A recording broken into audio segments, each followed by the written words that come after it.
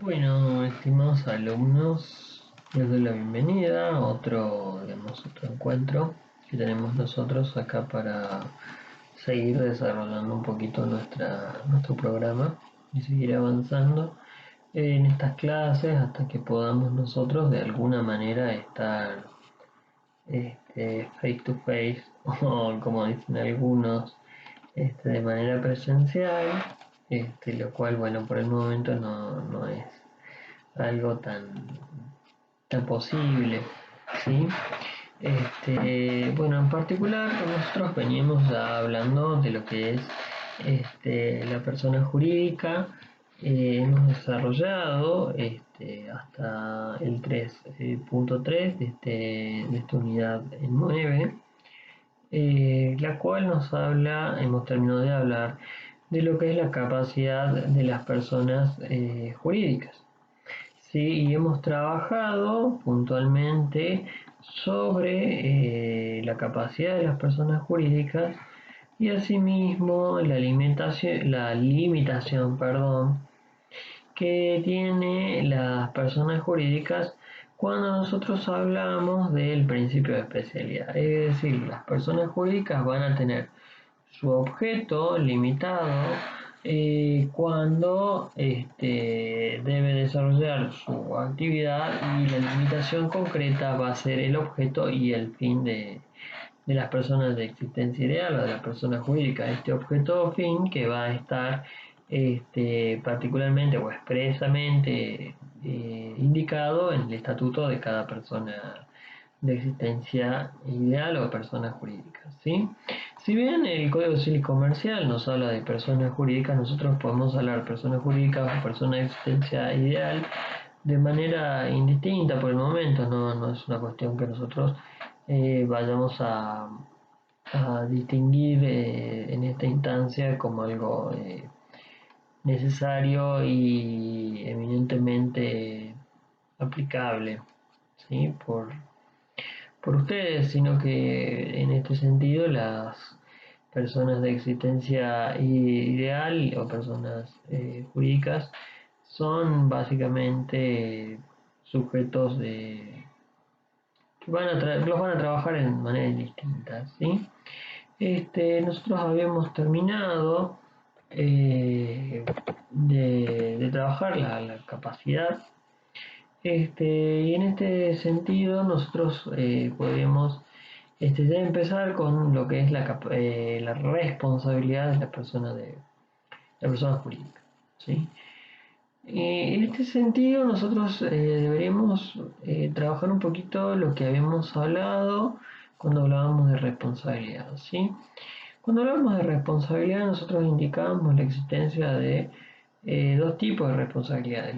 La existencia de una responsabilidad contractual que deviene del incumplimiento de las obligaciones, estas relaciones jurídicas que son que tienen nacimiento de la voluntad de las partes, que establecen determinado comportamiento el cual tiene un acreedor y un deudor. ¿Sí? Esta es la responsabilidad contractual en cuanto como consecuencia del incumplimiento de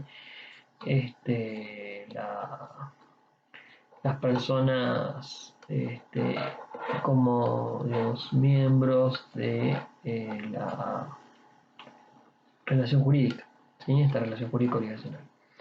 Entonces, si nosotros hablamos de responsabilidad extracontractual, estaríamos hablando de estas consecuencias que van a derivar no del acuerdo de las partes, sino de la ley, es decir, un acto que va a producir la contravención de un deber general. En este caso, muchos recurren a los actos ilícitos, ¿sí?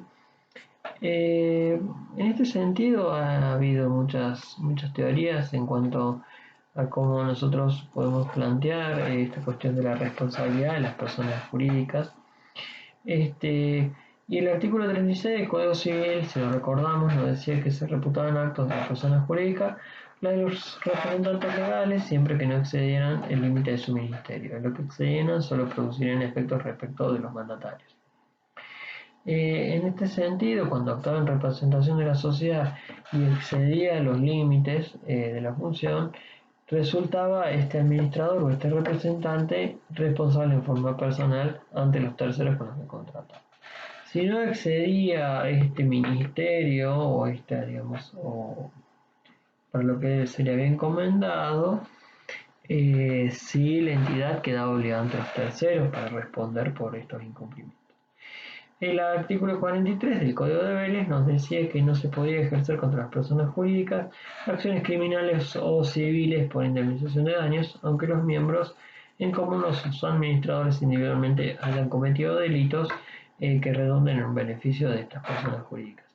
En ese caso era como consagrar un principio de responsabilidad total de las personas jurídicas en materia de indemnización por daños, es decir, en materia extracontractual. Esta norma correspondía perfectamente con el artículo 36, en los cuales los administradores obligaban a la sociedad cuando actuaban dentro de los límites de la función. Si se extralimitaban, resultaban responsables en forma personal. En este sentido, la comisión del acto ilícito siempre va a suponer una extralimitación de los administradores, dado que la persona jurídica de ninguna manera podía permitir o podía tener su objeto una comisión de ilícito.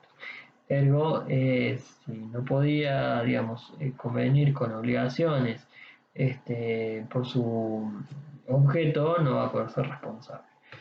En ese caso, se consagraba el principio de la irresponsabilidad de la persona jurídica.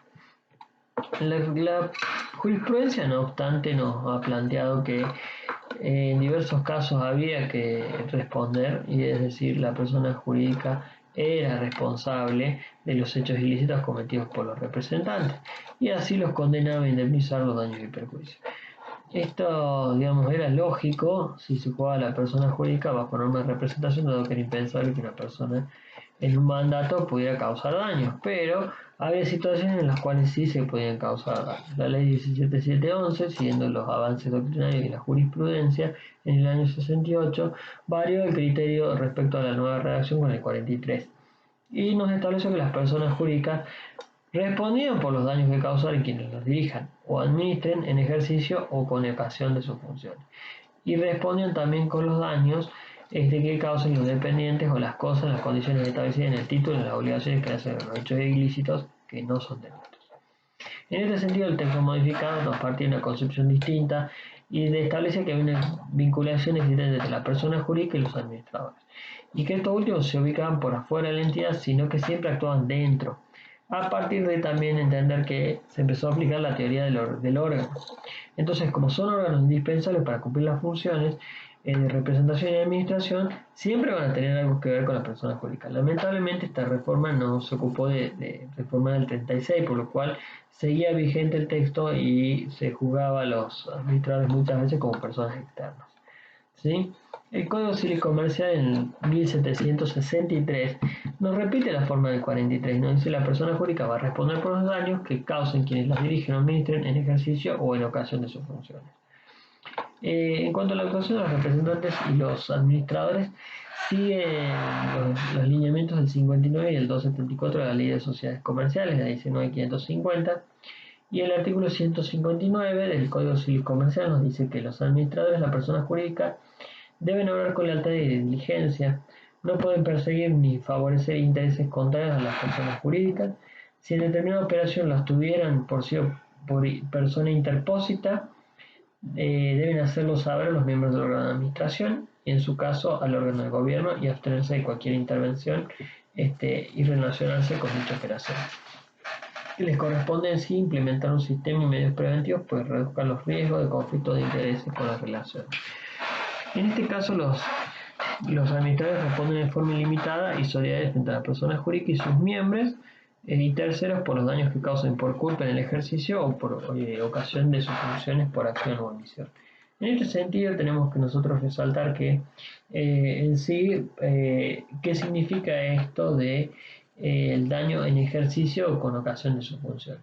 En cuanto al ejercicio, supone que sean esos daños causados cuando el mismo administrador o el mismo miembro de la persona jurídica, a raíz de su actividad normal que es desempeñada dentro del organismo, produce algún daño. Y cuando hablamos de en ocasión es cuando la persona jurídica ha previsto de alguna manera o ha permitido de alguna manera que se produzca este daño. Es decir, ha tenido una actuación que ha beneficiado la producción de este daño. Pensemos en la persona jurídica que no controla a su jardinero, que corta el pasto y puede utilizar la podadora para prestárselo a un vecino y este sufre un daño. En ese sentido, si ha determinado la posibilidad de la existencia de este daño o ha proporcionado algún medio para que se produzca, también debe responder. Pensemos el caso de los policías que poseen el arma reglamentaria y la tienen que llevar a la casa. En ese sentido, responden por ocasión de su función. También no tenemos que dejar de mencionar que nosotros hemos hablado en responsabilidad objetiva de los factores de atribución objetiva. Y, por ejemplo, podemos citar el dueño o guardián de la cosa riesgosa o de la cosa que puede producir daño, de la cosa viciosa. En este sentido, si la persona jurídica es dueña de una cosa riesgosa o una cosa viciosa, va a ser responsable por lo que ocurre. En ese sentido, la misma ley establece la responsabilidad de las personas jurídicas. En este sentido podemos, digamos, establecer los lineamientos. ¿Cuándo va a responder por capacidad, por responsabilidad contractual? Y bueno, cuando los actos que realizan estos administradores están dentro de su objeto, o sea, es decir, realizado en ejercicio o en ocasión de su función. Y la responsabilidad contractual deriva del acuerdo de estas partes también en ese sentido. No obstante, tenemos que nosotros trabajar no solamente cuando sea en ejercicio o en ocasión, sino también cuando sea dueño de las cosas. Por eso el artículo 43 de la 17711 nos remitía a las obligaciones que nacen de hechos que no son delitos, ¿sí? En ese sentido van a poder responder. En este caso, después nos pide el mismo programa de responsabilidad penal. Nos dice que, bueno, que en realidad es muy difícil que la persona jurídica responda a nivel penal, por cuanto la ley penal nos establece condiciones subjetivas de el dolo de la culpa. Y en ese sentido, Vélez Arfi en la nota del 43 nos decía que tenía un criterio a esta posibilidad, porque la responsabilidad tiene que ver con la voluntad del sujeto para penalizarlo. Y la persona jurídica va a carecer de voluntad propia y se vale de sus representantes. Por lo tanto, no le sería reprochable, ¿sí? No obstante, la clara idea, la realidad demuestra que muchas veces una persona jurídica es utilizada como medio para producir delitos. Y en ese sentido también viola el orden jurídico. No obstante, nosotros se plantea en la doctrina que sí puede ser responsable en determinadas leyes en cuanto a materia de lavado de dinero, en delitos bursátiles, en donde sí se ha incorporado que la persona jurídica puede ser un sujeto responsable a nivel penal. ¿Sí?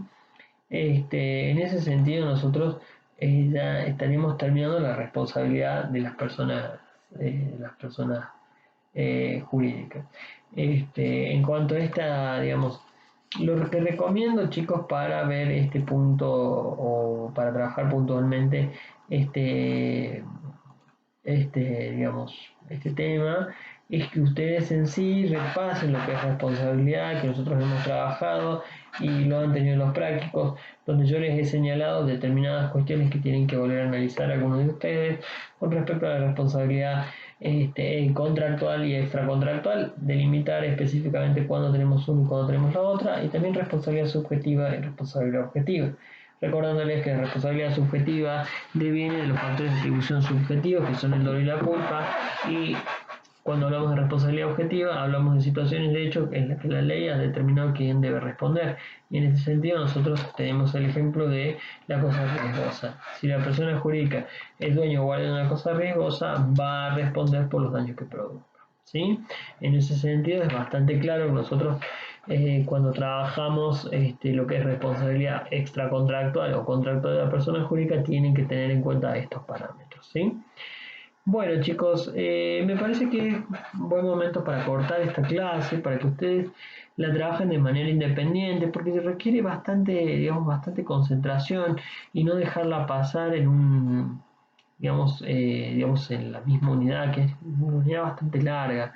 Responsabilidad contractual de las personas jurídicas y responsabilidad extracontractual de las personas jurídicas viene a ser uno de nuestros, digamos, puntos medulares para los parciales y los finales, ¿sí? Lo que quiero decir es pregunta de examen para todos ustedes. Bueno, chicos, vamos a cortar esta clase, la vamos a hacer en dos secciones para que ustedes la trabajen bien a conciencia. Y la próxima clase que vamos a grabar va a ser sobre las personas jurídicas en particular. Así ustedes tienen también bastante dividido esquemáticamente la unidad y la puedan trabajar de esta manera, que me parece que es la más sencilla y más coordinada para hacerlo, ¿sí?